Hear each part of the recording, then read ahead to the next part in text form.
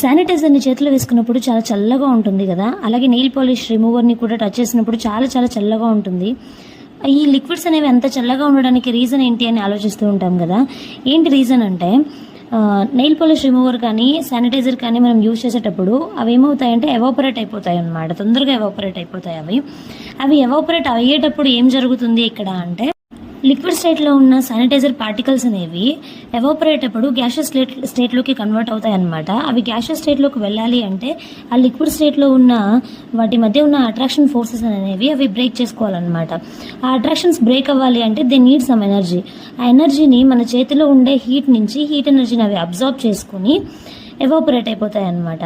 కాబట్టి మన చేతిలో ఉన్న హీట్ని మొత్తం ఈ శానిటైజర్ పార్టికల్స్ అనేవి అబ్జర్వ్ చేసుకుంటాయి కాబట్టి మన చెయ్యి అనేది చల్లగా అయిపోతుంది. So same nail polish remover కూడా ఇంతే, దాంట్లో కూడా ఇలాగే జరుగుతుందన్నమాట.